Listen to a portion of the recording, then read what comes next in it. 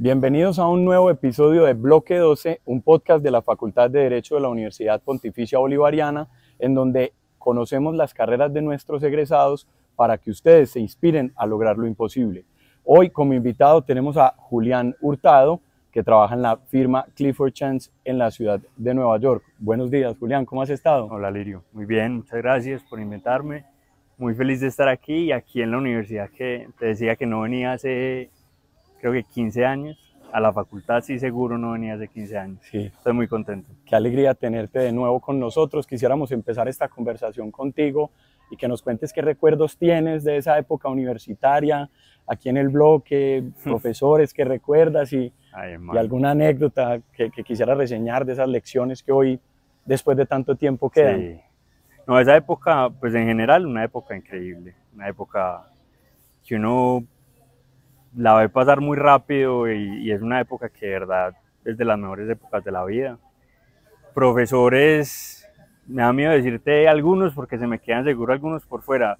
Mira, Ignacio Zanin fue mi director de tesis con Manuela Chavarría y para mí esas clases de ese señor eran increíbles. Yo creo que fueron las clases más difíciles pero que más disfruté. Juan Carlos Mejía, Hernán Valencia, a mí me alcanzó a dar clases de Jesús Vallejo, Pacho Gil, no hermanos, un montón. Claro, y de todas esas lecciones, ¿qué es lo que hoy rescatas y que tú dices, uy, aunque no estás aplicando en muchas ocasiones derecho colombiano, pero que digas, uy, esto, qué bueno haber aprendido esto en la facultad? Mira, yo te diría que cuando hice la tesis yo no estaba preparado para lo que quería hacer. Y el proceso de trabajo que me tocó hacer y lo duro que fue Ignacio y lo chévere que fue Manuela para ayudarme, eso se quedó conmigo. Digamos, cuando nos dimos cuenta de la cantidad de trabajo que nos habíamos puesto enfrente, eso fue un poquito abrumador, pero al final lo logramos sacar en tiempo para alcanzar a graduarnos cuando queríamos graduarnos y todo. Y a eso al principio se veía imposible y al final lo logramos con un régimen duro el que nos sometieron. Y yo creo que esa ética de trabajo me la llevé y la he seguido utilizando desde eso. Sí.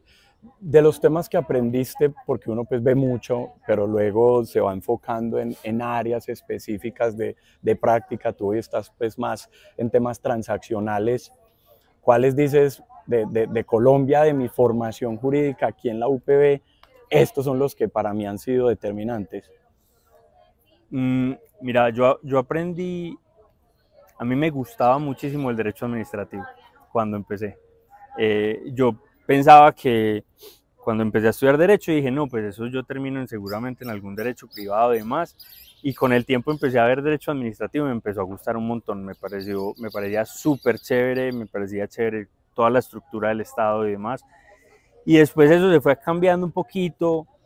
De pronto, con las clases de derecho privado, me acuerdo que las clases de Juan Carlos Mejías, aunque eran como de derecho de familia y demás, o de personas, eran muy transversales y te mostraban mucho de lo que era el derecho privado en general. Y eso me seguía gustando. Y yo creo que en definitiva cuando vi sociedades con Ignacio Zanin, yo dije, bueno, por aquí va la cosa. Esa clase a mí me encantó tributario. Yo casi hago una especialización en tributario, que al final me arrepentí y bueno, y eso me hubiera llevado por un camino diferente, pero esa clase a mí me impactó muchísimo y yo cuando salí de la universidad yo dije, yo seguramente termino tributarista, Sí. y no, pero bueno, sí es. Qué bien. Hoy vemos que has construido tu carrera y ya llevas pues mucho tiempo en el exterior y escalando en esta firma, pero hubo un detrás de. Recuerdo que estuviste un tiempo trabajando también en una firma en Bogotá. Contanos cómo fue ese salir de la universidad, qué otros estudios complementarios hiciste y cómo se fue construyendo ese camino hasta donde hoy has ido llegando y que no es el final, pero hoy has consolidado una experiencia importante. Sí, mira, yo me gradué y no me acuerdo por qué en ese momento tenía la idea de que yo quería irme a trabajar a Bogotá. No sé de dónde surgió esa idea, pero yo lo tenía en la cabeza, que quería irme a trabajar en Bogotá y en esa época, aunque me entrevisté acá en Medellín con algunas compañías y algunas firmas, yo estaba enfocado. Y en esa época una tía mía que trabajaba en ese momento en Bogotá eh, estaba involucrada en un proyecto en donde había dos firmas de abogados de allá trabajando y ella les dijo como, oiga, yo tengo un sobrino, porque yo dije en mi familia que si alguien pues conocía a alguien en Bogotá. Entonces, yo tengo un sobrino que se acaba de graduar, les puedo mandar mi hoja de vida y mandó la hoja de vida y las dos firmas me llamaron a entrevistas y es muy charro Alirio porque yo me fui un día a una entrevista, el día que estaba allá me llamaron a la otra, entonces me tocó quedarme, yo tenía tiquete para devolverme el mismo día, Claro. entonces me tocó quedarme, tuve la otra entrevista al día siguiente y la otra firma me dijo, no, te queremos volver a entrevistar el lunes, entonces me quedé otra vez, yo no volví a Medellín. O sea, eso fue listo A mi mamá le tocó mandarme las y maletas. Me empezás tocó mañana. comprar corbatas allá porque fue muy rápido el proceso. Una de las firmas hizo el proceso de entrevista más rápido, pero se demoró en la última entrevista y la otra me hizo una oferta. Yo dije, bueno, empecemos. Esa fue Brigard. Esa fue una firma que se llama Brigard Pinilla, fue González y sí, Prieto. de ahí fue donde pasaste después. Exacto. En Brigar hice todo el proceso y me quedó faltando una entrevista con uno de los socios. Ok. Y bueno, eso quedó ahí. Yo obviamente quedé, digamos, con la piquiña de, digamos, me estaban ofreciendo algo que era muy diferente en Brigar de lo que me estaban ofreciendo en Pinilla, González y Prieto en cuanto a el camino. Correcto. ¿Sí? Porque en Pinilla, González y Prieto esa firma, si no es la firma mejor ranqueada, es una de las mejores ranqueadas en derecho urbanístico, inmobiliario, ellos trabajan en desarrollo de ciudad y demás. Y entonces era el camino por ahí y en el otro lado me estaban ofreciendo un camino más en el lado corporativo, funciones de adquisiciones y demás, que yo en ese momento era, yo quiero trabajar, ¿sí? Entonces yo quiero tener trabajo, yo no sé si te tocó, pero a mí la preocupación de Sí, yo no tener trabajo era una cosa muy agobiante, entonces me ofrecieron y me fui a trabajar, pero muy rápidamente se da cuenta uno cuando las cosas son lo de uno o no, y en ese caso no era, y por cosas de la vida yo seguía en contacto con la gente de Brigard, y en una conversación les dije, pues si ustedes todavía están, y al día siguiente me organizaron una entrevista, me entrevisté con ellos y empecé a trabajar.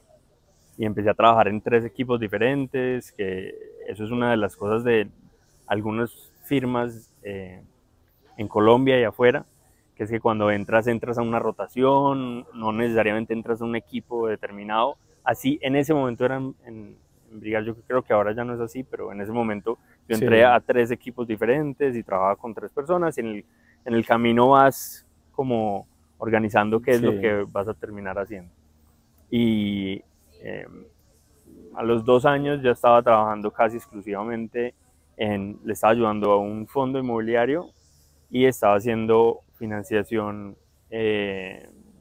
bancarias con otro equipo y eso es a lo que me dediqué durante mi tiempo en Brigard. Cuando uno pasa de la universidad, digamos, el espacio laboral en Medellín al espacio en Bogotá, para mí fue muy abrupto porque pues claro, ellos tienen una visión diferente de las universidades allá, me parece a mí, les dan un poquito más de horizonte de visión. Correcto. ¿Sí? Entonces yo no sabía qué seguía, es decir, yo ya estoy trabajando, esto es lo que hay que hacer. Sí. Y las personas con las que yo trabajaba tenían muy claro que ellos estaban trabajando, pero que lo que seguía era hacer una maestría y eso es ya. ¿Sí? La maestría es en el exterior y eso te da lugar a que puedas trabajar por fuera. Yo eso no lo tenía, yo nunca lo había pensado en la vida. Sí. Pero entonces, pues nada, se vuelve parte de lo que tienes en tus planes. Entonces de ahí empecé a planear mi maestría. Como anécdota, cuando yo empecé a planear mi maestría, el dólar costaba 1.800 pesos. 1.800. 1.800 pesos. Y empecé a planearla, aplicar. Uno tiene esas aplicaciones, son un proceso largo, te toca conseguir papeles de todas partes. Claro, cartas de recomendación. Te toca hacer ensayos. Bueno, Finalmente pude aplicar, me aceptaron en la Universidad de Columbia en Nueva York. Perdón, interrumpo, normalmente uno aplica 3. Yo ¿Tú apliqué aplicaste a... a Yo todas? apliqué como a 7 universidades, Está creo. bien, sí, y ahí te admitieron en Sí, Colombia. Sí. me admitieron en Columbia. Digamos, Columbia fue la última que me respondió. Ok. Yo ya estaba casi listo para irme estaba decidiendo entre otras dos y llegó el email de Columbia y yo dije, bueno, ya, yo tenía muy Sí. claro que quería que fuera Columbia, entonces, pues nada, fácil la decisión. Cuando yo pagué el LLM, el dólar estaba a 3.900 pesos. Ah, Entonces imagínate el golpe cambiario que me llevé, porque yo total. planeé, presupuesté, ahorré con un dólar de 1.800 y Las variaciones y las mejor dicho, me fluctuaciones. comieron videos, pero tuve la fortuna de que gente en la familia me prestó plata y bueno, pude irme apretado, pero me fui. Y cuando ya uno está allá, digamos, lo que se hace claro es que tienes que rápidamente ver cómo consigues una pasantía, es básicamente Sí. eso, es un periodo de 9 meses donde haces una pasantía en una de estas firmas, te pagan como si fueras un asociado de primer año y dependiendo de la firma entras a un programa grande con mucha gente diseñado como para generar relaciones entre las firmas o te contratan como un asociado extranjero pendiente de que hagas pues te acredites bajo la barra de Nueva York y saques tu visa y demás. Entonces, ¿Vos arrancaste directamente en Clifford Chance después del LLM? yo me gradué, Sí. me gradué y ahí antes de graduarme, porque desde que llegas estás como loco buscando Claro, la pasantía, sí, porque sí. claramente esas firmas están esperando a coger las personas con las que ya tienen la relación y demás. Eso es muy rápido, entonces es una época de mucha ansiedad, porque tú estás mandando Claro. hojas de vida y todo. Y a mí en noviembre, diciembre de ese primer año, cuando había llegado, me entrevistaron y me contrataron en Clifford Chance. De hecho, mi proceso de entrevistas fue durante los finales, mientras preparaba finales. Jue madre. Sí. Todo ahí montado. Sí, pero apenas ya tienes el trabajo, ya, no importa. ¿Sí? Sí. Entonces, nada, me gradúo, preparo el bar, el Ajá. examen de la barra en Nueva York. Esos son 2 meses sin parar, Sí. estudiando. El bar lo das son 2 días de examen, julio 20 y tanto, y ya de ahí entro a Clifford. Ajá. Y me fui a DC al equipo de proyectos. Estuve allá 2 años y desde 2018 estoy en Nueva York. O sea, digamos que el equipo al que llegas es como resultado también de la experiencia previa que ya venías acumulada Sí. de Brigard y de todo lo que habías hecho. ¿O hubo algún cambio que vos dijeras en el camino, hey, a mí sí me gusta esto, pero si me dan la posibilidad de irme por este ladito, yo voy a siempre inclinarme? Mira, O ya la tuve tenías mucha clara y suerte. dijiste, no, a mí me gustó mucho esto, yo voy a seguir aquí, voy a buscar siempre que me abran la puerta en este lado. Yo tuve mucha suerte. Sí. Porque cuando yo entré a Brigard, estaba volviendo una persona que ahora es el socio manager de Cuatro Casas Colombia. Sí. Y él volvía como asociado senior a Brigard después de haber trabajado muchos años en Sidley Austin, otra firma en Nueva York. Sí. Y él allá había hecho M&A y había hecho financiación de proyectos, que es lo que yo hago ahora. Y él estaba empezando con ese tipo de proyectos en Colombia, es decir, estaba empezando y en ese momento estaba entrando un banco, Portaque Banco, que estaba empezando a hacer proyectos y a financiar proyectos de esa manera. Entonces fue perfecto el match porque había un montón de trabajo nuevo, muy poquita gente que sabía hacerlo y yo estaba con una de las personas que sabía hacerlo. Entonces, claro. Y eso cuando lo empecé a hacer me gustó un montón. Y es lo que todavía sigo haciendo. Entonces, sí, por eso digo que fui muy conectando los buena puntos que nos estás contando en esta entrevista, yo percibo que era como conectar ese gusto por el derecho administrativo, por los proyectos, lo que va involucrando, pero también con la mirada desde la parte del derecho privado, corporativo y la estructuración también contractual que creo que también eso fue un, Mira, yo un nunca tema lo había interesante pensado, pero puede ser. que conectando aquí quizás Sí. es una de mis hipótesis, Sí, pues sí, tal sí. vez nos acabas de decir que también la vida y la suerte va Sí, sí, llevándolo. sí. Él era Manuel, ¿cierto? Sí, Manuel. Manuel te fue llevando. En este trabajo, y hablando un poco más de esa construcción de carrera, pues leyendo tu perfil te ha tocado hacer estructuraciones de operaciones en Uruguay, en Centroamérica, en Colombia, en proyectos de gran envergadura públicas, megaproyectos. ¿Cómo, cómo, ¿Cómo te preparas para enfrentarte a eso? ¿Cuáles son tus hábitos de estudio? Cuando vos tenés un problema que te implica enfrentarte a la legislación uruguaya, pero porque estás preparado en Colombia y en Estados Unidos, para ti, ¿cuál es esa aproximación al caso?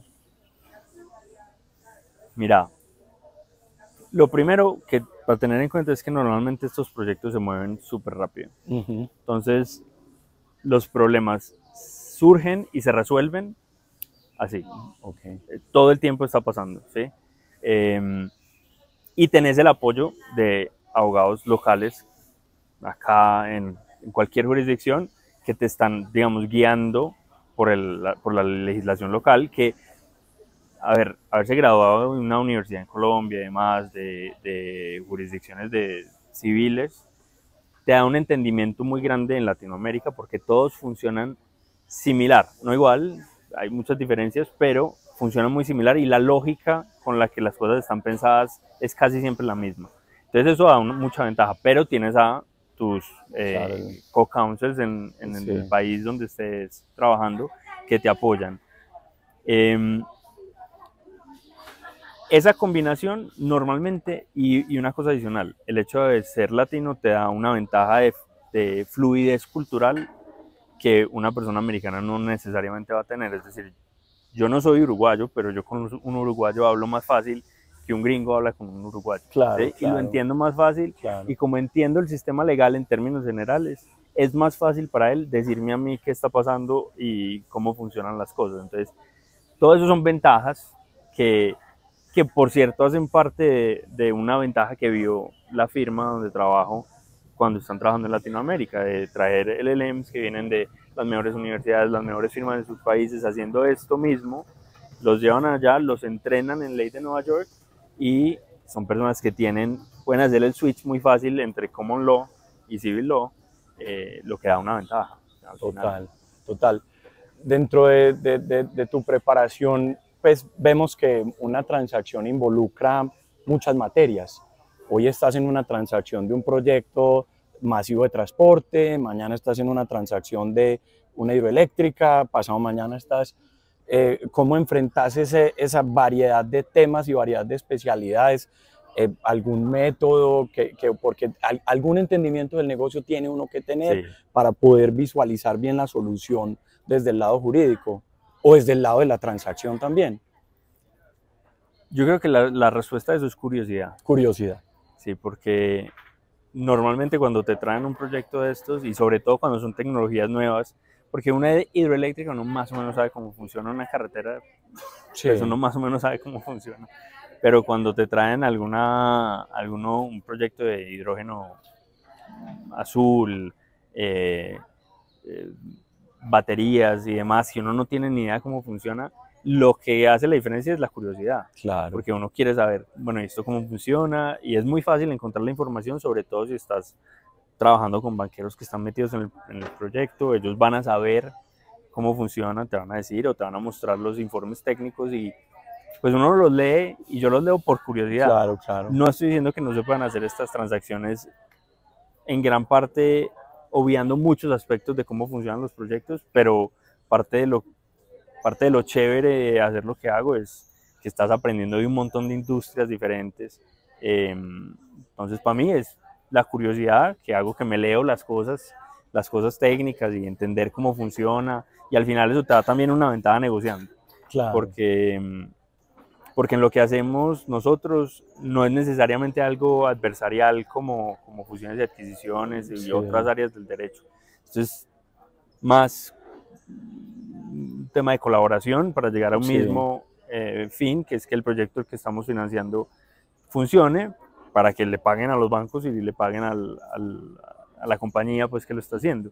Y en ese sentido, entender cómo funciona el proyecto se vuelve fundamental, porque como no están intentando sacarse ventajas, sino Claro, reflejar la realidad en unos documentos, pues termina que siendo una ventaja. Esto es una pregunta muy valiosa y es, ¿qué te hubiera gustado que te enseñaran aquí en el bloque 12 que hoy dijeras, jue madre, esto hubiera sido tan valioso yo haberlo aprendido antes y me hubiera marcado una diferencia en mi carrera? La respuesta es facilísima, a leer estados financieros. A leer estados financieros, sí. Sí, yo después lo aprendí y después lo volví a aprender y después lo volví a aprender. Es decir, en las otras 3 fases estudiantiles que he tenido, he metido una clase de esos, Sí. porque eso sí te da mucha ventaja. Y más allá de que algún día tengas que efectivamente abrir unos estados financieros y leerlos, entender la lógica del negocio te da una ventaja. Claro.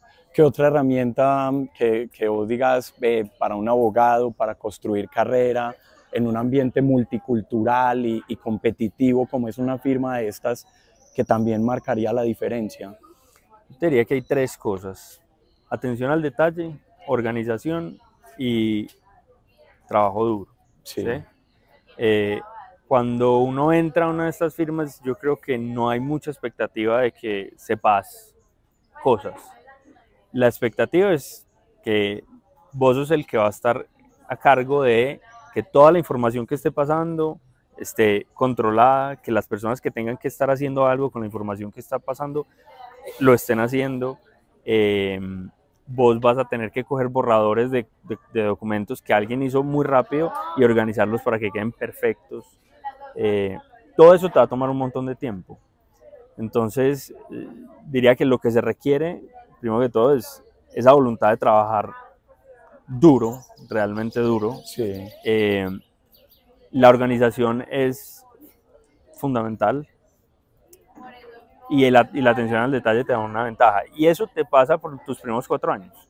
Es decir, en esos 4 años en donde no sabías nada y aprendiste, mientras que tengas esas 3 características, seguro te va bien. ¿Qué herramientas te nutren como profesional para permanecer activo intelectualmente? Incluso no sé si tienes herramientas para estar activo físicamente y buscar siempre un balance para esos momentos de tanta presión que enfrentan ustedes con esos deadlines tan específicos que tienen estos proyectos y que son pues proyectos de gran envergadura en los que casi que el go, como dicen ustedes, del banco determina que pasen cosas a nivel país. Sí, yo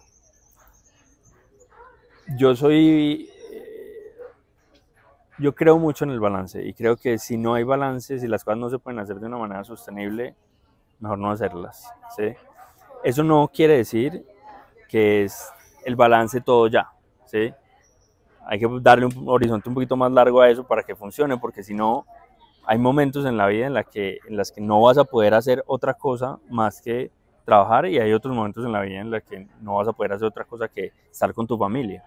Son momentos de crisis en ambas cosas que vas a tener que manejar.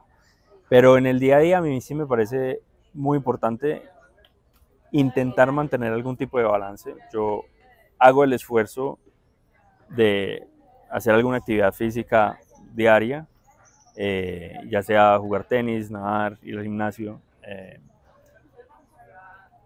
Para eso me levanto muy temprano.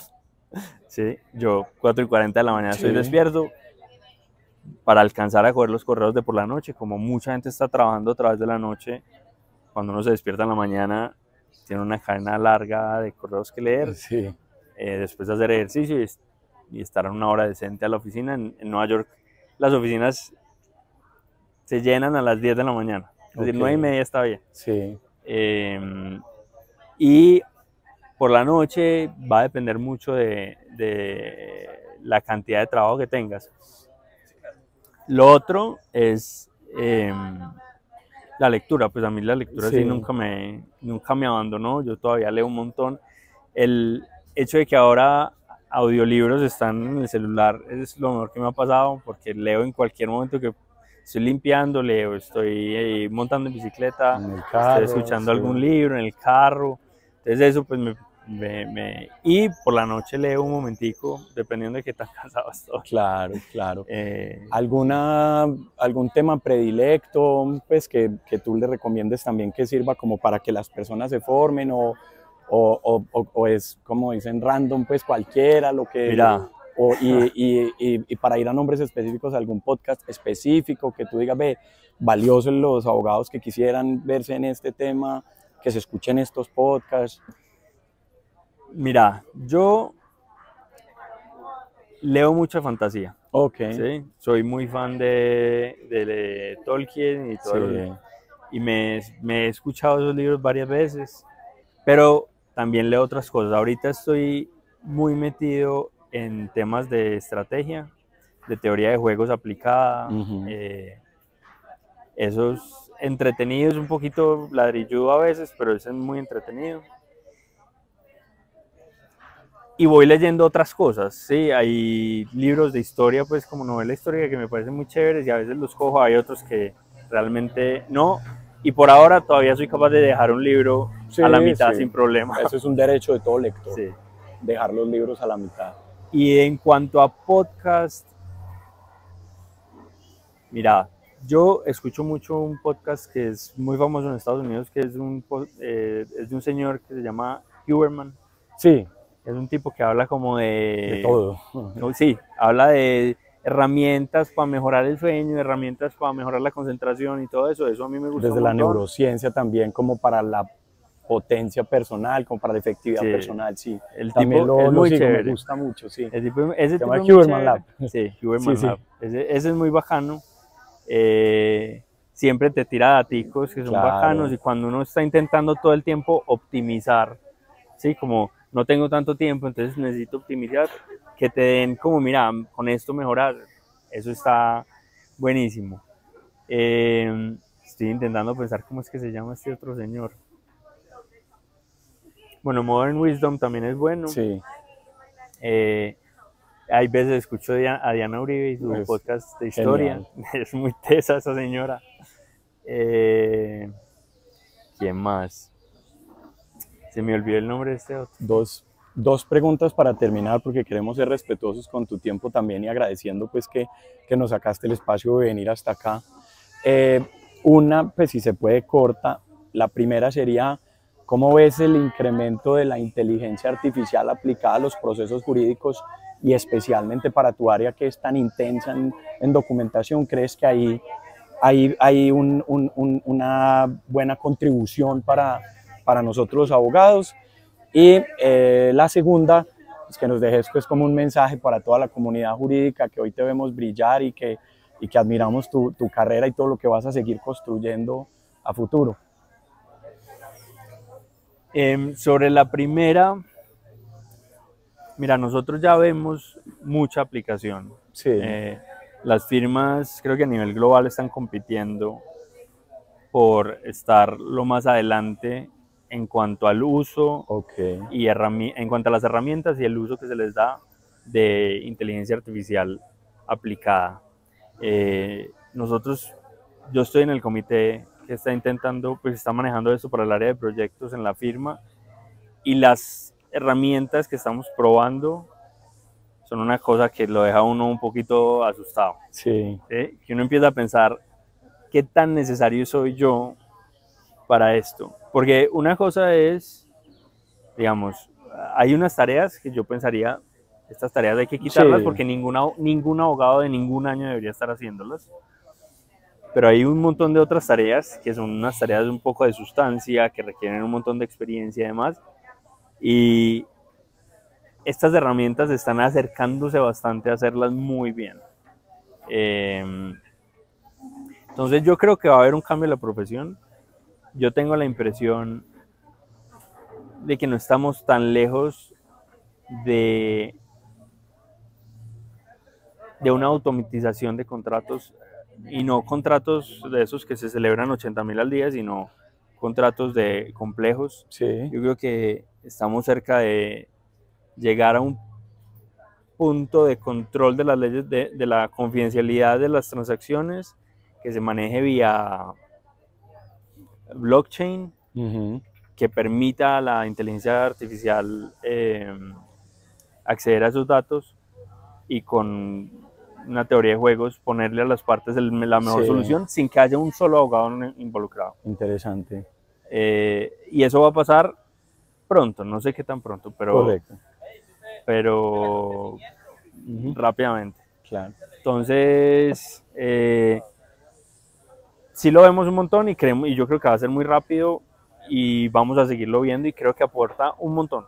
Y creo que la profesión va a cambiar mucho, en particular en las firmas.